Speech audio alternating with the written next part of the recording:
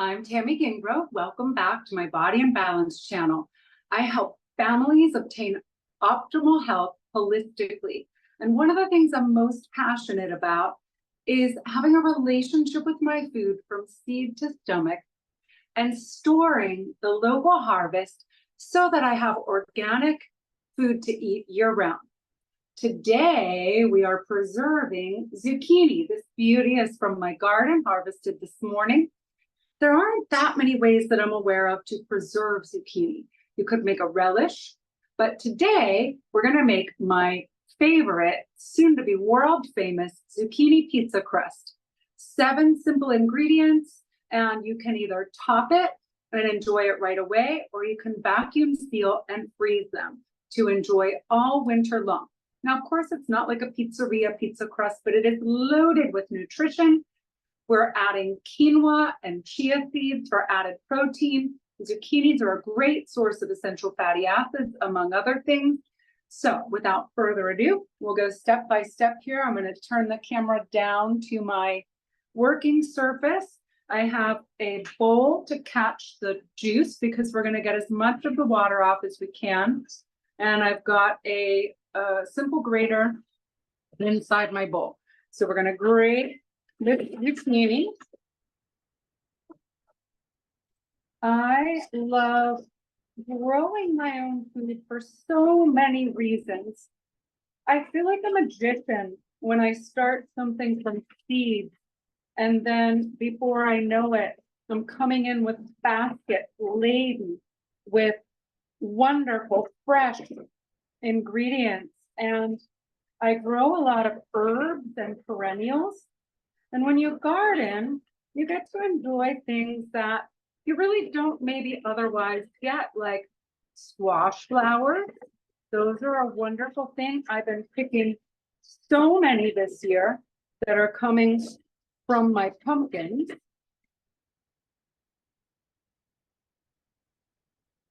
Okay.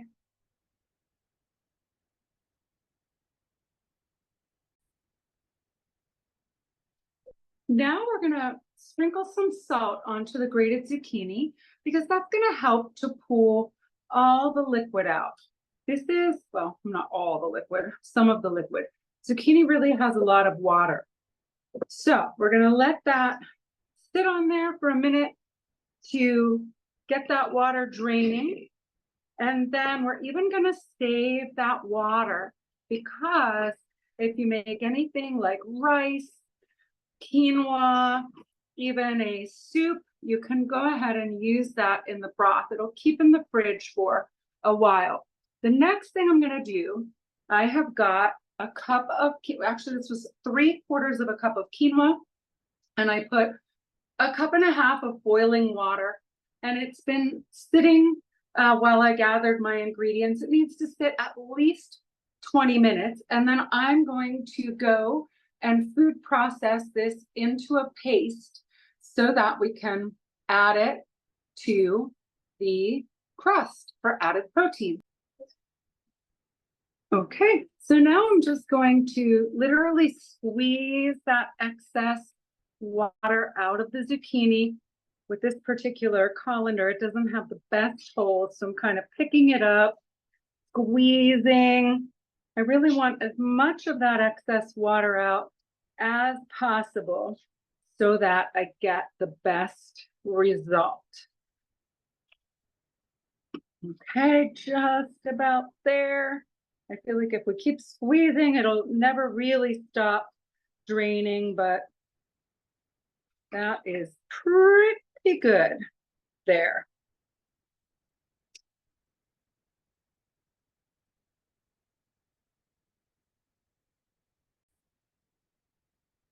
We've transferred our zucchini to the mixing bowl. We are going to add, this is the paste that I made with the quinoa and water. I put 1.5 cups boiled water in a jar with 3/4 of a cup quinoa. I drained that excess water off. I food processed it. you'll see that it needs then just a little liquid. So I added some of the zucchini water back in just a little bit. You'll just add like as much as it needs to make this paste. Next, we're going to add 2 tablespoons of chia seeds. And again, that's going to give us extra protein and it's going to absorb that excess zucchini water. My flour of choice for this recipe is the Bob's Red Mill all-purpose baking flour because it has some potato starch already in it. It has some chickpea flour, which I really like getting all that extra protein. And we're going to do just about a half a cup of the flour into our mix.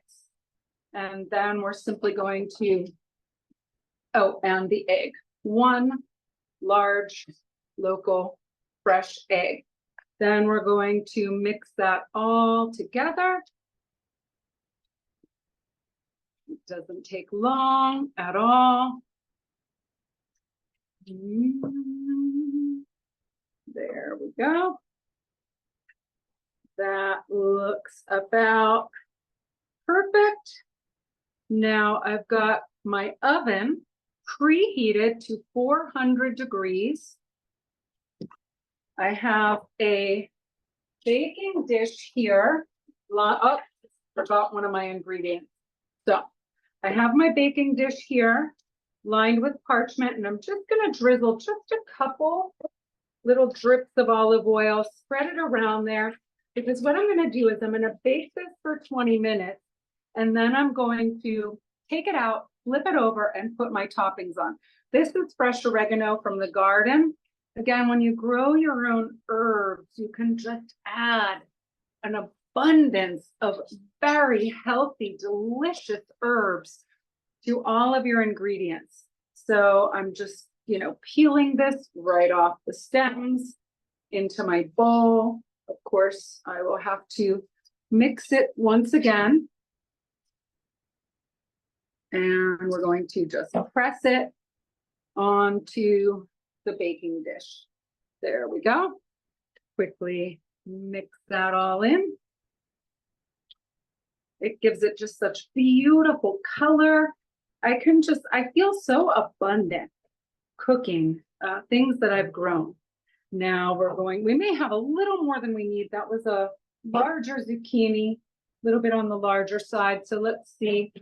And you're just going to press it really pretty thin. You want enough that it's going to hold together, but it doesn't need to be, very thick at all, just so you don't see any parchment through the crust. Press it down.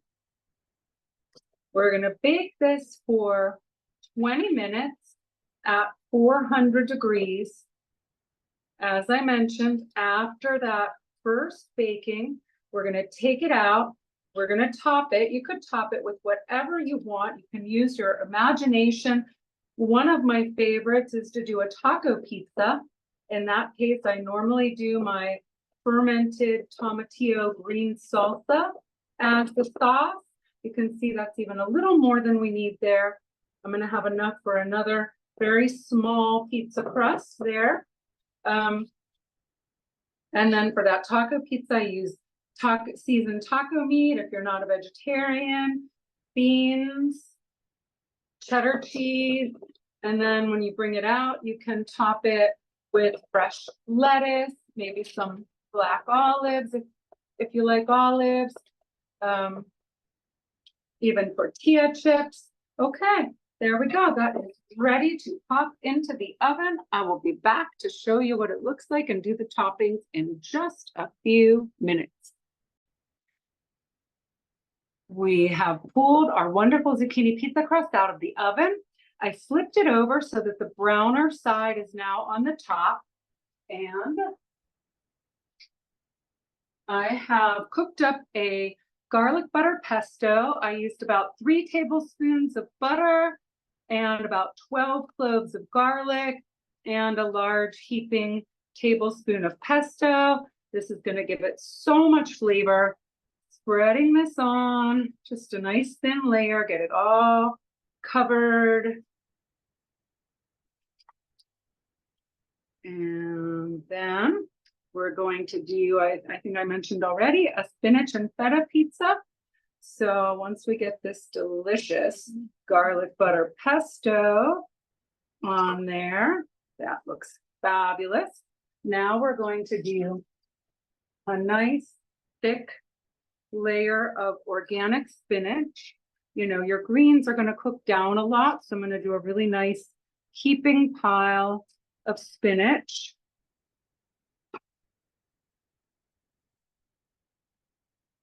Try to get it all up to the edges. My pet peeve when you get a pizza and you pay a lot of money for a pizza and there's like 2 inches of crust around the edges. Like, I want the toppings all the way to the edges. So there we go. That looks pretty good to me. Just break up some of these larger ones. And next thing we're going to do is mozzarella. Well, I like to honestly grate my own cheese because then you don't have the chemicals in there, the anti-caking chemicals. This is just an Italian blend. If you are vegan, you could certainly just top this with more vegetables. And again, get as creative as you want to. We're having a birthday party and one of my daughters doesn't eat cheese. So I'm doing a white bean and prosciutto pizza. You can literally top it with anything you want. You could also just do a ton of vegetables, you know, do like a supreme veggie pizza. You could do blue cheese and bacon and pear. You could do whatever you can imagine. Okay, I get the last little bit covered there. There we go. Looks amazing. The next thing we're going to add is just distributing that a little bit more evenly. You can cover all the holes. The next thing we're adding is a bunch of fresh basil. Yum, yum, yum. I even use some of the flowers. You can eat the flowers and the seeds just like you can eat the leaves. Make sure there's some on every single piece.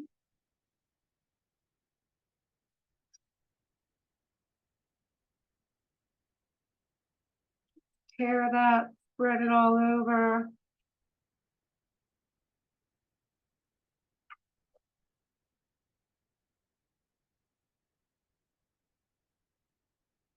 Like lots of, you cannot have too much basil. And plus remember, these things really cook down and shrivel up. So be generous with your herbs and with your greens. Especially when you just have it growing right outside your door. So amazing. It smells so good. I wish you could smell this. Okay, the last thing we're going to put on before it goes back into the oven is some feta cheese sprinkled on the top.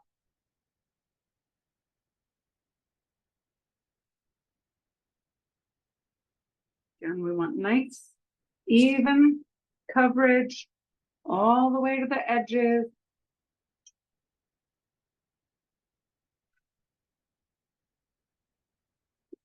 There we go. This is going back into that 400-degree oven for 20 more minutes, and I will show you the finished result when it's all done. And voila, here is our finished spinach and feta zucchini pizza crust. And we're having a gathering for the 8-8 Lionsgate portal. And this is a definite crowd pleaser. So thank you for watching. Please like, share, and subscribe. Help our little channel to grow. We want to make a causal change, helping people be optimally healthy and learn how to fuel your body with organic local foods. Blessings and love, and goodbye for now.